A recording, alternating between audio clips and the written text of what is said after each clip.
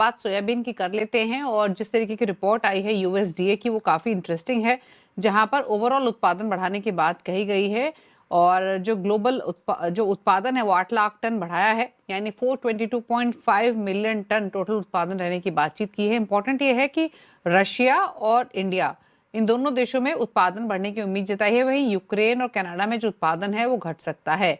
इन्हीं आंकड़ों पर और बातचीत करते हैं और किस तरीके की स्थिति डोमेस्टिक मार्केट से बनी हुई है इस पर भी लेते हैं व्यू। हमारे साथ संदीप बुजोरिया बने हुए हैं सनविन ग्रुप से। संदीप जी नमस्कार, स्वागत है आपका। तो पहले तो यूएसडीए की इस रिपोर्ट से आप कितना सहमत हैं, किस तरीके की स्थिति भारत में ओवरऑल उत्पादन के तौर पे दिखाई दे रही है?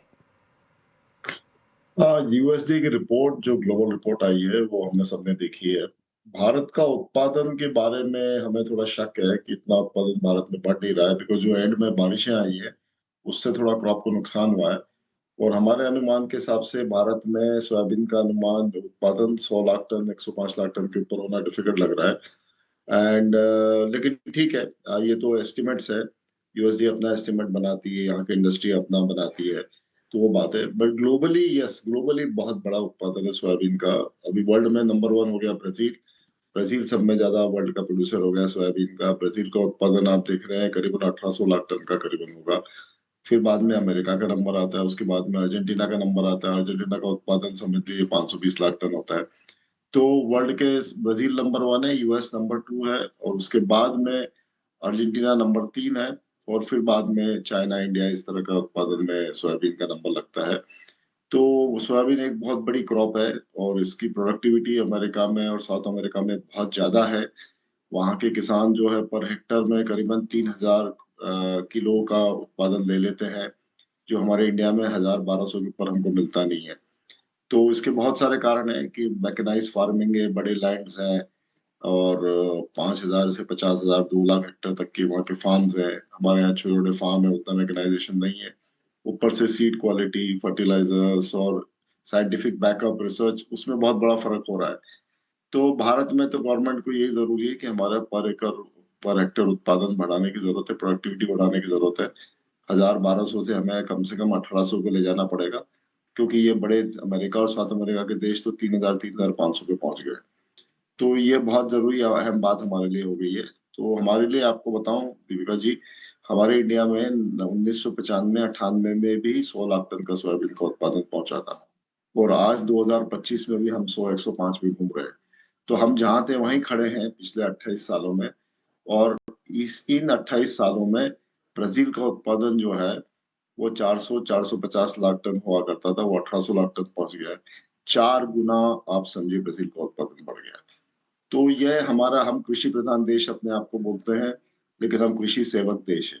हमारे यहाँ प्रोडक्टिविटी पे जोश जोर नहीं बनता है, प्रोडक्टिविटी बढ़ नहीं रही है। किसान भी इसलिए खुश नहीं है, उसको एमएसपी चाहिए, हायर एमएसपी चाहिए। अब गवर्नमेंट हायर एमएसपी कितना दे पाएगी, और दे के फिर प्रोक्योरमेंट करके और बहुत सारे प्रॉब्लम्स आ जाती है। और फिर एमएसपी पे ने सारे फैक्टर्स किसानों है का संदीप खरीद जी, लिया लेकिन तो उसमें लेकिन एक चीज और इंडस्ट्री बताइए, को। जैसे अगर हम यूएसडी की रिपोर्ट देखें तो वहां पर तो प्रोडक्शन बढ़ाने की बात की है। आपने कहा है कि डोमेस्टिक प्रोडक्शन को लेकर आप भी थोड़ा सा स्केप्टिकल हैं, और इसी पर इनफैक्ट एक चीज और आपसे मैं पूछना चाहूंगी। आप बिल्कुल सही बोल रहे हैं, क्योंकि अगर हम रिसेंटली देखें तो रिपोर्ट्स तो ये भी थी बीच में कि सोयाबीन की फसल को भी इम्पैक्ट हुआ है येलो मोज़ैक की वजह से। मध्य प्रदेश जो कि मेजर कंट्रीब्यूटर है, वहां पर बारिश की वजह से फसलों को नुकसान पहुंचा है। तो ओवरऑल डोमेस्टिक सिचुएशन प्रोडक्शन के हिसाब से कैसी देख रहे हैं आप? डोमेस्टिक सिचुएशन, मैंने आपको कहा ना, डोमेस्टिक सिचुएशन में जिस तरह से हम एक्सपेक्ट कर रहे थे शुरुआत में ये सीजन के कि अच्छा प्रोडक्शन आएगा 120-25 लाख टन का, लेकिन ये लेट बारिशों ने उस पे पानी फेर दिया है, और उस कारण से हमारा उत्पादन कम होने का अनुमान लगा रहे हैं। और वो प्रॉब्लम है हमें, हमारे साथ में, उसके साथ हमें रहना पड़ेगा, और इसलिए हमको एडिबल ऑयल का इम्पोर्ट कंटिन्यूस करना पड़ रहा है। अभी ये साल भी हम 160-165 लाख टन का एडिबल ऑयल 18-19 बिलियन डॉलर का करेंगे। और हमारा लोकल प्रोडक्शन इंडिया का जो है वो 100 लाख टन के ऊपर बढ़ेगा नहीं। टोटल हमारा कंजम्पशन 260-265 लाख टन है देश में तेल का।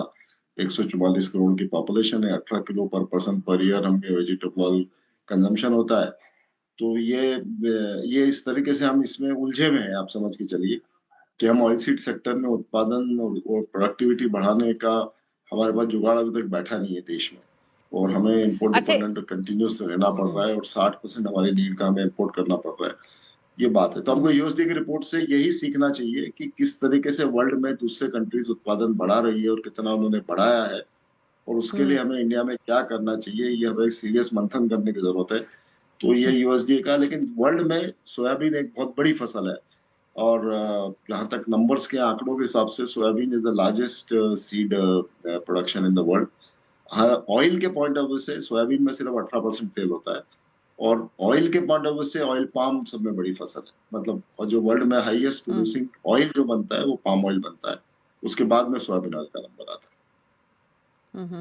अच्छा संदीप जी, बिल्कुल जैसे आपने कहा 60% डिपेंडेंसी हमारी एडिबल ऑयल्स के लिए इंपोर्ट्स पर ही है। अच्छा, जो सरकार चाहती तो है आत्मनिर्भरता बढ़ाना, कोशिश भी कर रही है।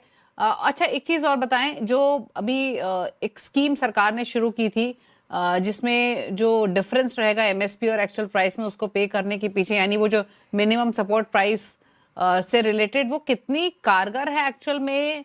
कितना बेनिफिट किसान उसका उठा पाएंगे, कितना हेल्प करेगा फार्मर्स को एनकरेज करने के लिए? आपकी राय क्या है? हाँ, ये आपने बहुत अच्छा सवाल पूछा है। ये भावांतर स्कीम इसको कहते हैं। ये मध्य प्रदेश में लागू हुई है ये सीजन में, और हमारे हिसाब से बहुत अच्छी स्कीम है।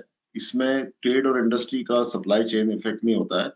मतलब जो भी एवरेज प्राइस 15 दिन की होती है उसके हिसाब से प्राइस डिक्लेयर होती है, और एमएसपी और उस प्राइस में जितना डिफरेंस है उतना डायरेक्ट किसान के अकाउंट में पैसा चले जाता है। ये बहुत क्लीन, नीट, एफिशिएंट सिस्टम है, और इससे फिर मंडी में वो माल जो बिकता है वो ट्रेड इंडस्ट्री खरीद सकती है, उसको क्रश कर सकती है, उसको एक्सपोर्ट कर सकती है, उन्हें दिक्कत नहीं है। और सिर्फ एमएसपी में क्या होता है, वो माल गवर्नमेंट की गोडाउन में चले जाता है, वो 7 महीनों वहां पड़ा रहता है, फिर उसकी क्वालिटी खराब होती है, ट्रेड इंडस्ट्री को माल की कमी बनी रहती है, उसका प्रोडक्शन नहीं होता, उसका एक्सपोर्ट नहीं होता। तो हमारे हिसाब से भावांतर स्कीम बहुत अच्छी स्कीम है। इसमें कुछ टीथिंग ट्रबल्स आते हैं शुरुआत में इम्प्लीमेंटेशन में, लेकिन वो धीरे धीरे सॉर्ट आउट हो रहे हैं, हो जाएंगे।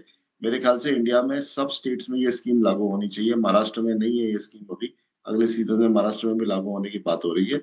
और मेरे ख्याल से ये सभी कमोडिटी में होना चाहिए, it's not only the oil seed. Cotton में भी देखिए आप, कॉटन कॉर्पोरेशन ऑफ इंडिया को ये साल 90 से 100 लाख बेल खरीदने पड़ेंगे। 310 लाख बेल का प्रोडक्शन है।